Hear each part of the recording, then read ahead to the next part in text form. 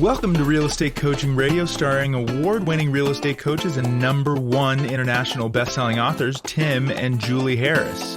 This is the #1 daily radio show for realtors looking for a no BS, authentic, real-time coaching experience. What's really working in today's market, how to generate more leads, make more money, and have more time for what you love in your life. And now your hosts, Tim and Julie Harris.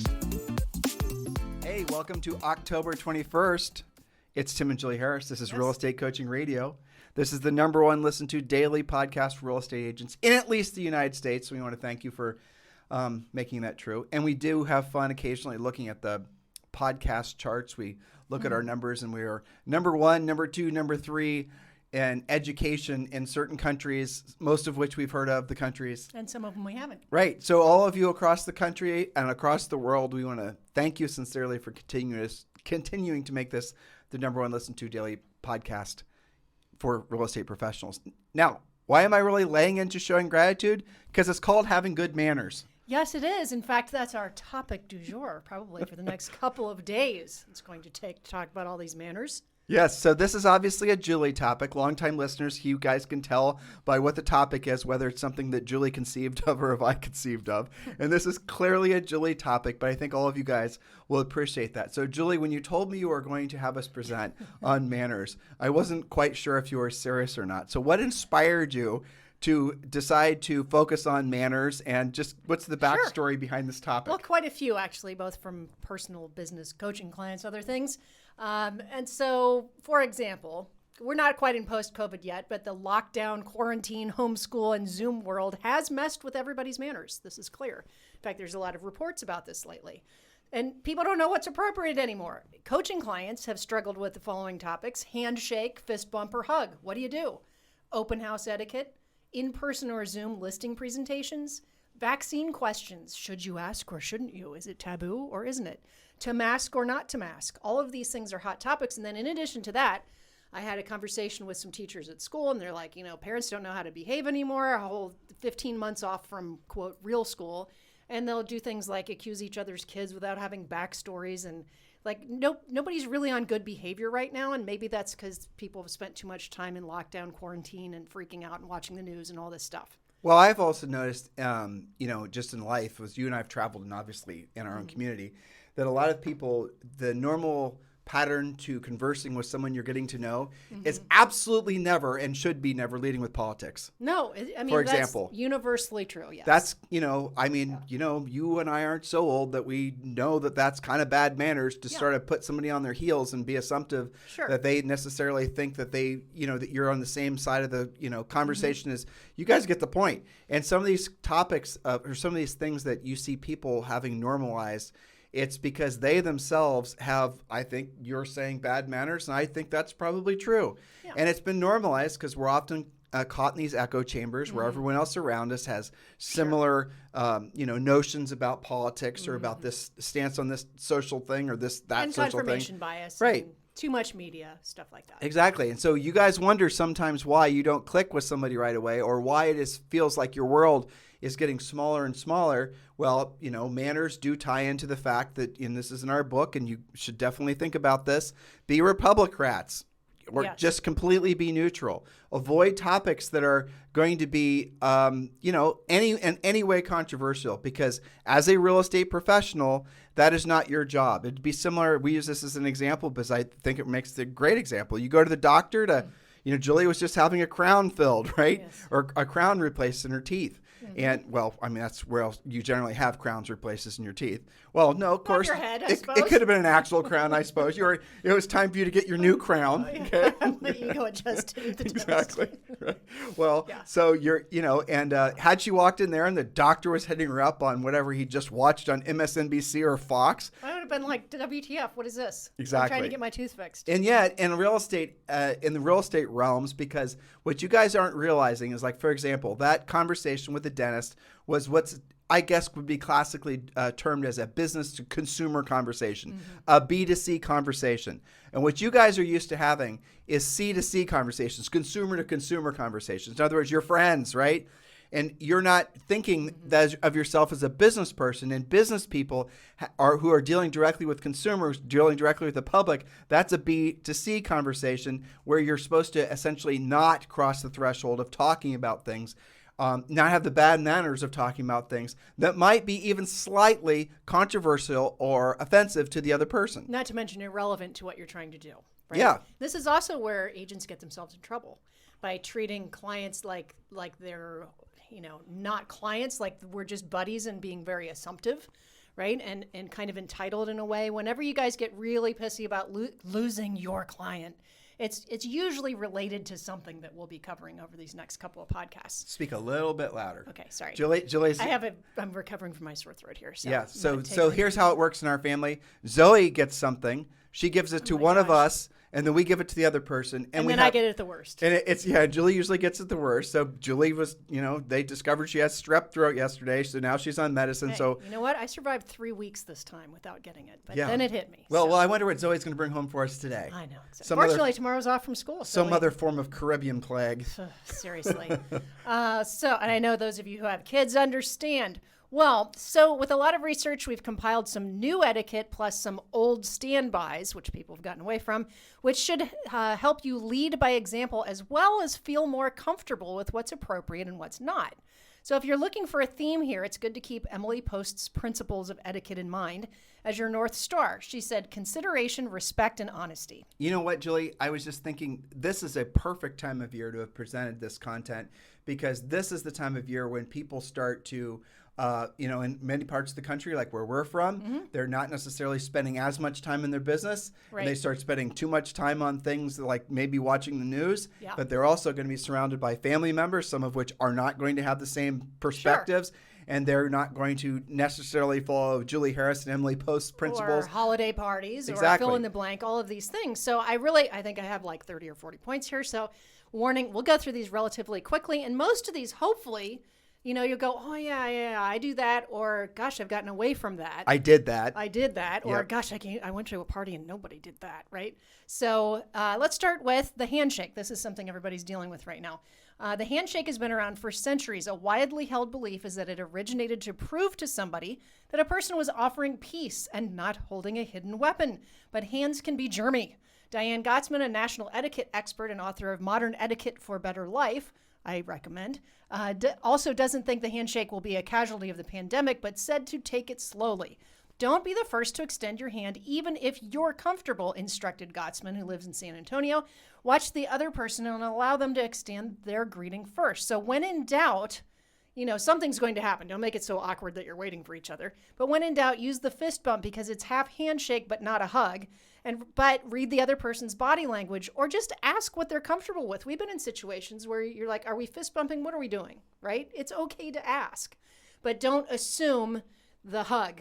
Because you might creep people out. But here's the other thing I've noticed is a lot of people have given up on all forms of initial contact. Yeah. No handshake, no fist bump, no hug. They're just keeping this sort of bizarre distance from each other. It's awkward, and people are shouting. Yeah. These are just the types of things. And again, we talked about this during the pandemic. Well, when lockdown was going on in a lot of the country, certainly here, is we were talking about the fact that there was going to be the long-term psychological, social and effects that came from this. And, we used the example of people that lived through the Great Depression, Julie's grandma. I remember when we were helping her grandparents move out of their house that they'd lived in forever. Her grandma had been storing like piles and piles of rubber bands and glass jars and newspaper. And you could now, why did she do that? She wasn't ever going to do anything with that. It's because during the Great Depression, those types of things weren't in existence. You couldn't get glass jars or rubber bands. And so the point is in this case, toilet paper, right? Right, exactly. How many of you are stockpiling toilet paper subconsciously? So this pandemic and the lockdowns, and it's continuing, obviously, in a lot of ways in varying degrees, is changing people's behavior, not just for Julie's grandparents, because that behavior then was passed to Julie's mom, who is obviously the child of those folks. And then Julie also has a tendency to hoard a little bit, not in a problematic way. She's giving me a really snarly look right now. But talk about your car collection. But anyway. But it's still true. Well, sure. These things live on is the point. Yes. And so this is our attempt to bring some civility back to the world before it gets out of control. So some of these may sound familiar, like number 2, say please, thank you, and you're welcome. Send thank you cards, not just a crappy email or text. Post on social media where appropriate for thank yous. Now, that point came directly from our doctor who saved somebody's butt the other day and felt like, he went above and beyond and didn't feel like anybody cared. Wasn't thanked. Showing public recognition is a very powerful thing. Huge. But, there's a counterpunch to that. Don't bitch online. Bitching online is classless. It's classless, but that stuff follows you forever. Yeah, and if you have a real issue with somebody, have a discussion, because you know what the next point is? Communicate. Actually communicate. If something went sideways, you might not even be right about what it was in your perception until you talk about it. So communicate. Remember that lack of communication is the number one complaint of recently closed real estate clients. Use full sentences when you communicate. A quick reminder, if you have not completed your 2022 business plan, we've got you covered. We're going to give you our real estate treasure map, which normally costs $20. All you've got to do is text the word Harris to 47372. Text the word Harris, Harris, to 47372. Go ahead and do that now. If you've not got your treasure map, and you have, you have to have a treasure map, and that's just your fill in the blank business and life plan. Go ahead and text the word Harris to 47372. And when you do, we'll text you back a link and you can download the treasure map. It's not a, wimpy business plan that you're just going to spend 5 minutes on. This is something that's designed to put you into action, to think, to complete with your family, complete with your partner. This is something that's supposed to be an all-encompassing business and life plan, and it's fill in the blank. We've made it easy for you. So just text the word Harris, Harris, to 47372, and go ahead and do that now. Yes, so point number 3 was communicate. And one of the things I had in mind here is when you're dealing with your real estate clients and prospects, if they haven't heard from you or they've only had cryptic texts from you, do you think they typically go, I think they all can answer this, do they typically go negative or do they go positive? Do they think, oh, you must be taking care of me? Or, oh, you're ignoring me. I must have said something wrong. People fill in the blank generally with negative thoughts when there is lack of communication. So not just communicating, but please use full sentences and don't expect that everybody understands every emoji that you shoot off into your text. Okay, point number 4. Also very relevant to real estate professionals. Julie, I think your second point is so valid. In a world where everyone does everything in 2 seconds and everything's digital, done with emojis, that is not communication. I don't even know what that is. I mean, when did adult humans start using smiley faces and frowny faces to express themselves? Well, this is why people can't put a sentence together anymore. Well, exactly. Exactly. And it's bizarre to me how that has become something that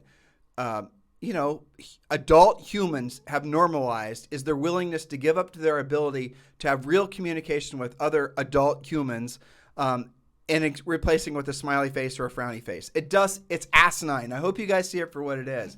This time of year, or really any time of year, what a great time to actually start writing handwritten notes to people showing how much you appreciate them. That stuff people do not throw out. They keep it forever. It is incredibly powerful. Show gratuitous praise to people. If you've done business with somebody and it was a great experience, do it for Julie and I. I mean, hell, we appreciate it too. Give us a 5-star review on iTunes. Give us a great review on Google My Business. Show overt praise for other people, because what that does is it puts you in a mental and emotional state of essentially being ego-free. You feel better about yourself when you're showing appreciation for somebody else. And if you want more appreciation and recognition in your life, the first thing to do is start showing more appreciation and recognition to other people, and then you'll attract it back to you, usually 5 or 6-fold. That's right. Give what you intend to get back. So point number 4, show up on time. On time is late, early is on time. And if you're late, you lose. This is not just with real estate appointments, though that's very obvious. I'll never forget some of the appointments that you and I went on. And, we always tried to practice this and leave early and try and calculate your traffic time and all that stuff, and not park in their driveway, get there early. But I'll never forget. I don't know if you remember these. By the way, everything she just said is part of our pre-listing routine. It's part of our coaching program. Yes. It's a checklist of every single thing you should do leading up to the listing appointment. All the little minute details that if you miss any of these little details, Julie said parking in their driveway. Let's say you get there before the other spouse makes it home, and then you block them out of being able to park in their driveway, and now they have to trudge through the snow to get to their front door. And now they're pissed at you. And now they're pissed at you, and you don't even know why. Now they know they have to go back out later to move their car so that you can leave. Don't park in their driveway. Those little tiny details make an enormous difference. Like showing up on time. You remember we went to an appointment once together, and fortunately we were about 5 minutes early, and the first thing the seller did is he got out his legal pad and he had each agent name written down and exactly what time. Like everybody had a 5 o'clock appointment a few days in a row. Yep. And it would be like Bob Smith, 5:17, frowny face, or what, crossed out. And I thought at that moment, gosh, it's a good thing we showed up on time because this was a thing for him. Well, but don't just rely on the random person where it matters. Just make this your normal practice. That's called being respectful. It's all the things we talk about in our book and our coaching program. It's how you dress. It's how you greet them when the door opens. That's later. It's okay. I'm sorry for stepping on your points, but all these little things are called good manners, and people will appreciate it more than you can possibly imagine. That's right. And sometimes they wouldn't even say, I didn't really hit it off with them, and maybe it started with you being late. They wouldn't necessarily say it's because you didn't show up on time. They just didn't feel you. So show up on time. Number 5, tip service providers well. Leave your card with a thanks and a good tip. Sometimes a really good tip is if you're typically doing 15%, do 15% plus $1. People, especially in the service industry, definitely pay attention to that. What Julie and I have done, and we've done this, as long as we could afford it, frankly, and that's been like we are maybe not able to afford it for, we've been married for 30 years. Maybe for the first 3 years of our marriage, we didn't do this. Mm-hmm. But when we have a really good experience, we'll double whatever the bill is. If the bill's $25, we'll give a $25 tip. And we when we sold real estate, we'd always leave our business card and we say, thank you, excellent job. We got so many stinking referrals directly and indirectly from that over the generations that you guys cannot, over the decades, you guys would not believe it. And it really does come back to you. People will we just did that recently. Julie and I went out to celebrate. It was our anniversary or something. Yeah. And the bill was huge. It was huge. But it was a fantastic meal. It was. I didn't feel like it. I felt like we got overwhelming value even though the bill was huge. Right. But we ended up giving this waiter a several $100 tip. Yes. Yeah. Like I said, the bill was huge. Right. Jordan. And he was beside himself. Yes. And he told everybody else in the restaurant. And we didn't do it to show off or act like we're Mr. and Mrs. Moneybags. We did it because we were celebrating. He had done a great job. He'd made the evening even more special. And the whole thing. And now if we sold real estate and we'd done that, don't you think that he would have been then feeling like almost obligated to send referrals to us had he stumbled across other people? Of course. Yes, and that extra $10 or $20 means a lot more to that person probably than it does to you. It's not really taking any skin off your back. So good manners, tip service providers well. And if they didn't do a great job, talk to them. Don't go posting online. Yeah, never, guys, look, do not post negative crap online because you do not know how that stuff is going to be searched when someone's researching you. Exactly. And if a prospective seller is searching you and they see you complaining about a local restaurant that they happen to know the owner or like the restaurant and you're complaining about your extra mushy mashed potatoes. Or their server was their kid. Exactly. You have just burned that relationship with a person. Do not ever complain is the takeaway. It's not worth it. Okay. So number 6, this one is life-changing for many of our coaching clients. One of them said, I wrote, answer the phone. She would say, answer the damn phone, was what impacted her. Unless you're with a client or at a performance where your phone should be off, like a movie or a concert or whatever, answer the phone. I've had agents tell me that when they stopped sending everybody to voicemail and forgetting half the time, or their voicemail's full, or they didn't get around to it, or they called back too late, they just answered the phone, that their business went up 20 or 30% a year by just answering the phone. Now, that doesn't mean you have to have an elaborate conversation or answer their questions on the spot. You can say, you know what, I'm on my way to an appointment. I'll be there in 10 minutes. So let's talk about that. Why don't they answer the phone? Because they can't. There's that. Well, but the real reason you guys don't answer the phone is because you don't know what to say to have an efficient, polite conversation. That's the problem. Because you have not yet accepted or realized that you are in the business to consumer business, and as such, you need to know what to say, how to say it, ask them the questions in the correct order, so that they do not perceive that they had a bad experience with you. So they perceive that you are caring and competent, and just like showing up on time. I can remember countless listings that we took. Julie and I focus on listings when we sold real estate. We focus on listings in our coaching business. But I can remember countless listings because we answered the damn phone. They'll actually say that to you. Right. You were the only one that answered your phone. You can tell people are shocked because they'll be like, am I talking to a real person? Okay, so using your example, how many times did we go on listing appointments where it was between us and another agent. And the other agent was, very productive, very successful. Sure, competent. And then we would frankly ask them, so what was your experience when you called them originally? Did they call you right back? Did they answer the phone? Yeah. How long did it take for them to, call you back for something incredibly important, which is helping you sell your house? We did not do that very often, but we did it often enough, especially with a couple of our main rivals, because we knew that they were notorious for not answering their phone, not returning calls, having assistants call back the next day, and then scheduling a listing appointment a week out. And then we'd simply say, well, how can you imagine how they're going to treat your prospective buyers that are calling about your house? I mean, That's right. And a couple of them that, were super busy, big teams, we could say, did they even call you back themselves? Right, exactly. And did they send a pre-listing pack? Did they actually show up on time? Simple manners. Right. All right. So next point, Mrs. Harris. Okay. So answer the phone. And I wanted to say, even if you're not going to answer all their questions, answer the phone and say, I'm on the way to an appointment. Let me call you back at 6:00. What's the best way to reach you? It's better than sending them to voicemail. Okay, point number 7, call people back as soon as possible. Even if it means you're telling them you'll call them later in the day or the evening, resist texting all the time for everything. Point number 8, when in Rome, ask the prospect what they're most comfortable with in person or Zoom. Just ask, especially with listing appointments and things of that nature. This has been a hot topic lately. There's different degrees of comfort in different parts of the country, and even in different neighborhoods and price ranges and all the rest. So, and I would say, especially with older people, you want to make sure that you're asking. So I'm going to take a half step back. The reason that we're asking you guys to consider answering the phone and having conversations, I value texting. I text all the time. So does Julie. But the reason that we're asking you to avoid texting, not do it, but just put it as a second tier option in communication. And in first tier is obviously actually speaking with them and answering the phone. It's because everybody else is texting. And if you want to differentiate yourself, it's not how famous you've made yourself, your fancy brand or your TikTok videos. It's answering the phone. It's being the person that's actually going to be there when they have a real estate need. That in itself, if you're a brand new agent, you're looking for inspiration and motivation, how you can compete with the big dogs in town, we just told you. Yes. A lot of this stuff is simple and powerful, but you've got to do it. So we were talking about ask people what they're comfortable with in person or Zoom. You defer to what they're comfortable with, not what you're comfortable with. Number 9, say it, don't spray it. Stay at home if you're sick. Keep your kid at home if they're sick. Don't make awkward situations because you're coughing, you're sneezing, people have become, if you weren't a germaphobe before COVID. Everybody is. Everybody is now. Okay, point number 10, confirm all of your appointments. This is the polite and professional thing to do. That's easy. Maybe you're the only one of 3 appointments that bothered to confirm. That's a competitive advantage.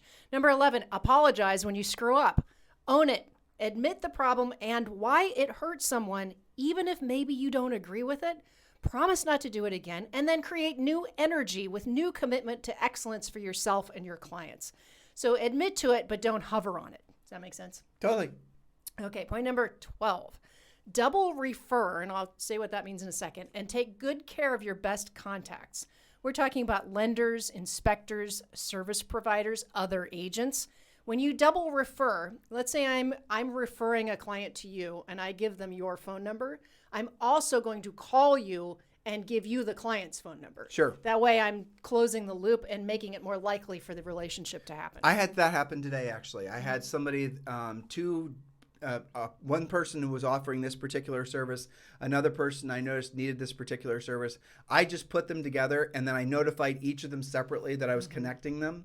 And there was nothing in it for me. There was no hidden agenda. I was just trying to help 2 friends. Manners. But again, if we sold real estate, that would have been something that would immediately put put us on the radar of people that they'll choose to do business with when it comes time for them to hire a real estate agent. It's the professional thing to do. Okay, so number 13, bust people and companies who suck, but do it professionally and ethically. Okay, this is a kind of a delicate thing because how you define that, how somebody screws up. I'm thinking, in terms of ethics or truly doing something wrong or unethical in a transaction.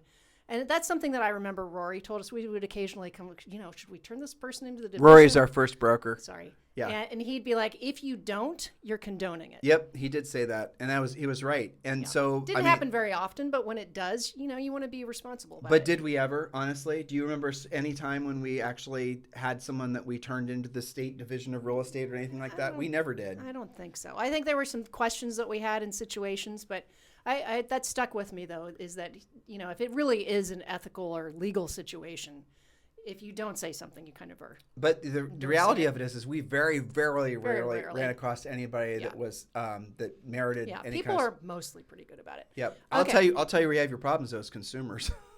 That's true, too. Yeah, you don't have your problems, generally speaking, with other real estate folks. You have your problems with the consumers. They're the ones with bad manners. They're the ones that don't know how to behave. This is especially with all the stress that's out there. And, that's very true. That's where the manners. You should copy these points, listeners, and you should give them to your prospective clients and make them sign off on it. And then tell them Julie's 21 points are basically, these are what you should be following if you expect to do business with you. Which, by the way, speaking of doing business, a lot of you are either on your pathway to joining EXP or you're actually looking for an EXP sponsor. Julie Harris and myself would like to formally apply for the job of being your sponsor at EXP Realty. When you're sponsored, you like our podcast, you read our books, you may be a coaching client. This is the time of year when a lot of you are thinking about how you can make a real proactive, positive movement forward in your business next year. Obviously, choosing a different broker, which, by the way, is a topic I sent to you. Yes, I got it. Is it time for you to leave your broker? Is it time to upgrade your broker? These are the types of things that people think about this time of year. Many of you are considering EXP Realty. Julie and I are formally applying for the job of being your sponsor at EXP. This is assuming, of course, you've not already committed to somebody, but if you haven't and you're choosing your sponsor at EXP Realty, please do text me directly at 512-758-0206. 512-758-0206, and we will have a conversation. You'll either talk with Julie or myself. We take the sponsorship opportunities at EXP very seriously, so if you're ready to join EXP, just text me directly at 512-758-0206. If, however, you're just on the pathway to learn more about EXP, we made that easy for you as well. You can just, on your own time frame, just text the letters EXP to 47372. Text the letters EXP to 47372, and we'll text you back a website and a whole bunch of videos and other content where you can get your research done that way. Perfect time of year to be doing this. Perfect time of year to be switching over to your broker. Generally speaking, and I've found this after having hundreds of conversations with you guys, EXP is a no-brainer. It doesn't matter where you sell, what your price range is. You're going to find that the advantages of being with EXP Realty far outweigh where you are now. And that's just, it's the evolution of the real estate industry. And there it is. So if you're interested there's a reason that it's the fastest growing real estate company, I think, in the world now, isn't it? Yeah, over 67,000 agents now. Incredible. And no, it is incredible. Yes. So almost 1,000 agents joined like last week. Yes. In a week. Incredible. Okay. Point number 14, let people go in front of you in line or in traffic. Simple manners. If you have 90 things in your grocery cart and the old lady behind you is buying a gallon of milk, let her go in front of you. I've seen people stand there and there's people behind them that are buying one thing. So, simple manners. It doesn't take anything away from you. But we don't go to, we have somebody that helps us. I was going to say works for us, but truthfully, she helps us. She saves our bacon. And she'll go to the grocery store for us. Yeah. But when we would go to the grocery store back in Texas, we'd always do that. And furthermore, you and I bought people's groceries more than once. Yes, absolutely. We'd been in line, and you can see somebody's trying to figure out how to put the pennies and the nickels together to buy their groceries. And they're like $5 away, so you give them the $5. What's funny, too, is I can remember us doing that multiple times just like right before we moved around Christmas. And I remember having the emotional experience and I actually didn't want to be there. I wanted just to pay for their groceries get out of there and get the hell out of there because Yeah. I didn't want to be around for them feeling obligated and whatnot. So you don't want to make them uncomfortable. You want to do it and bail. Yeah, exactly. And so maybe that's not the best way to do it because maybe we're being rude and not allowing them to say thank you. But I didn't do it to say thank you. No, to help them out. Right. And another good idea, and we used to, there's no Toys R Us here in Puerto Rico, is there? You just read my mind. Oh. I don't think there is. But we can find an equivalent. Well, the other thing that this is a great idea for you guys to do. Doing what you're talking about. Yep, this is what we do every year. Julie and I would go. We did this for I don't even know how long. We'd go to the local Toys R Us, but we would choose a Toys R Us, truthfully, that was going to be in an area where people were more economically challenged. We'd walk into the Toys R Us, we'd go up to the service counter, we'd ask for like layaways, and we'd find out, Julie and I would decide ahead of time, we're going to pay off $5,000 for the layaways, or $1,000 or $500. It just depends where we were. These were people's toy lists for their kids. And I'll never forget, you think of layaway. Well, why do you do layaway? Well, it must be, $500. You're going to pay it off over time. No, some of these layaways were like $30. And some of the layaways had been layaway for a long damn time, and people have been paying like $2 a month for the layaway in anticipation of the kids' presents. Exactly. It was amazing. And we'd pay those off, and anonymously. We didn't ask for recognition. That's not how we roll. And I remember do you remember that? It was in Georgetown, I think. It was in Austin. We did exactly what we're talking about. We took Zoe with us. She was she probably wouldn't remember. She was probably too young. And we walked up, and it was a significant amount of money. Yeah. And the layaway lady, we kept her busy for like 2 hours. Yeah, a couple hours. And she was, and we told her that we don't want, it was specific. We were specific. We wanted her to pay off the layaways using our money for the gifts that were for littler kids mostly. Mostly toys and things like mostly that. Not like big screen TVs for a teenager or something. Those were just, our feelings. But there's a lot of stories about, paying for the person behind you in the Starbucks checkout line, the car line. And I think there's like some records. Once somebody starts it, the next person pays the person behind. And I think the record is like 200 cars deep or something. Do you remember? So it's kind of fun. Do you remember we were going to? And this was in Austin. It was some freaking South by Southwest huge human palooza type thing where there's like 16 trillion people. Obviously pre-COVID. And there was somebody who let us into a parking lot, this big huge field parking lot. And I think I'd been trying to get in. This guy let me in. We got in before him, and we paid for his parking. Yeah. And this parking lot was flipping massive. Yes. And we parked like way the hell out in the corner because I like to park where nobody else is parked. Yep. And that guy waited for us to come around and walk out the one way in, one way out into this huge field parking lot to thank us. I know. It doesn't take much to make somebody's day. And it was like $20. I know. It's amazing how far it goes. Okay, maybe 1 or 2 more points, and then we will turn this into a 2-part show. Okay, so point number 15 is easy. Bust your own dishes at casual restaurants. Don't leave a mess. That person is already working their tail off. And I would say especially now where a lot of restaurants are short-staffed and you've got one person that's like cleaning the tables and they're also making the coffee. So bust your own tables when it's appropriate. And that's a huge problem. When we were driving around the country, you guys followed us with our U.S. tour that we did over, July and August, basically.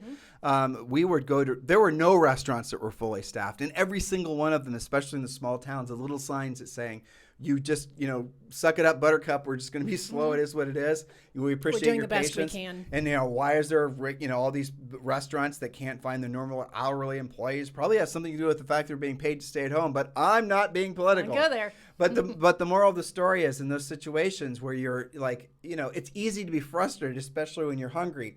But if you're going to a place on a regular basis, Julie always brings up Starbucks because everybody knows what that is. But even your little local restaurant and whatnot, bust your own damn dishes. Don't just leave you just spent your $7 at wherever it was that you normally go. And you're going to leave a mess. Clean up your shit and take it up and actually put your dishes in the bin where the bus person would normally put the dishes. That makes a huge difference. And if you go back there on a regular basis, you don't think those people are going to remember you?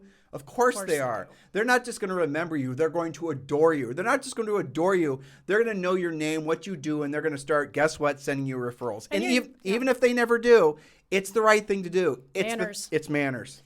Yes. And, you're also setting an example for everybody else sitting at the restaurant that they're not going to torture that person with their messes, too. Well, I'll tell you another thing. Having worked at a restaurant when I was in high school and having been a busboy, from that perspective of basically being the cleanup crew, the number of people, the people that would look at you when they spoke to you versus would just speak to you like you were just something in the air that was annoying them like a fly. Right. That was huge. So when you're at a restaurant, when somebody puts something down for you or picks something up, always look at them and say thank you. Yes. That makes such a big difference to the person that's actually working there because you acknowledge them. You just, for no effort on your part, gave them a tiny, tiny little spark of recognition. They remember, you could have just made their day. You could have just changed their entire trajectory of their lives. Yeah, the table before you probably maybe didn't treat them so well.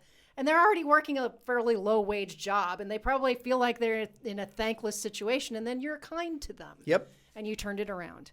Okay, so one more and then we need to wrap. All right, point number 16. This is especially for listing appointments and sometimes showing appointments. Take your shoes off if it's a no shoes house.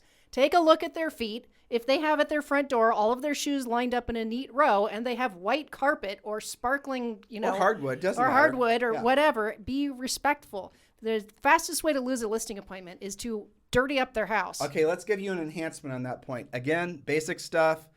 So you're now on the buyer side. You bring somebody through a house everywhere. Oh, by the way, there was a report that came out today. Mm-hmm. This is the hottest year ever for home sales. Ever. That's amazing. Like, since people moved awesome. out of freaking caves and, grass huts. Yeah, well, so listeners, you have no excuse but to be exceeding your goals. So you walk into a house with a buyer. There's 10 other buyers that came through before you. 10 other will come after. Mm-hmm. The seller most certainly is watching you through their ring cams. This is a key point. They're watching you as you walk through the house. They're not just watching you. They're listening to you. Uh-huh. So we just put one of those ring cams in the front of our house. And I was waiting for Zoe to get home, and I was basically in the house on my cell phone. And then as soon as she walked up to the front door, and Julie just brought her home from school, I started making monster noises, and it was hilarious watching her trying to figure out what that was. And all of a sudden, I heard "Dada." But she now thinks that you're magic, and you can see her anywhere. Right, but she didn't know the Ring doorbell had the ability to be seen and obviously have the voice carried. But back to real estate. Yes. So as you're walking around somebody's house, if you say anything bad, they're listening and they're watching you. Mm-hmm. If you walk into their house, and you should tell your clients to keep their mouths shut and say nothing other than nice, respectful things.